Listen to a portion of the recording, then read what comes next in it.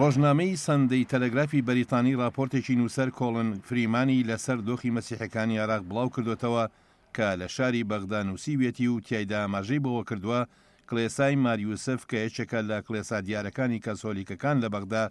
لە ڕێگەی دانانی کامێرای چاودێری و هێزەکانی پۆلیسەوە هەموو هەوڵەکانی خۆی بۆ پاراستنی مەسیحەکان تەرخان کردووە. بەڵام بە وتەی نووسەرەکە کورسیە چۆڵەکانی ناو کڵێساکە ئاماژەیە بەوەی کە لە 10 ساڵی ڕابردوودا خەڵکەکەی بۆ گەڕان بە دوای ئارامیدا بەرەو تاراوگە کۆچیان کردووە و لە هەر 500 خێزانێکی مەسیحەکان تەنها 50 خێزانیان لە عێراقدا ماونەتەوە. نووسەرەکە دەژڵێت کەمبوونەوەی ژمارە و کەسانەی ڕوودەکەنە کڵێسای ماریوسف ئاماژەیەکە بۆ کۆچی بەربڵاوی مەسیحەکان بەرەو هەندەران و هۆکارەکەشی دەگەڕێتەوە بۆ نەبوونی دەسەڵاتی یاسا و سەرهەڵدانی تایفی و بەو هۆیشەوە لە دوای 2023ەوە یەک لەسەر 5 مەسیحەکانی عێراق کە ژمارەیان 1,500,000 کەس بووە بەرە وڵاتانی دەرەوە کۆچیان کردووە. پێشڕەوانی کلێساکە ترسی ئەوان هەیە سەرجەم مەسیحەکان بەرەو تاراوگە کۆچ بکەن و هیچ مەسیحیەک لە عێراقدا نەمێنێتەوە. ئەوان خوازیاری ئەوەن لە دوای تێکشکانی گروپی تیرۆریستی داعشەوە کۆچی بە کۆمەڵی مەسیحەکانیش بوەستێت.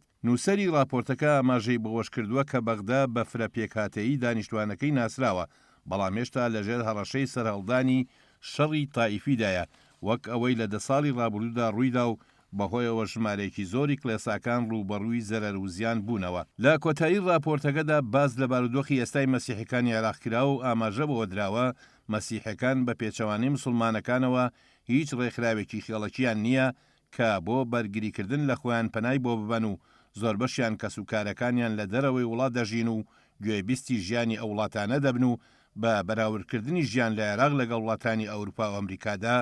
خواستی کۆچکردنیان زیاتر دەبێت.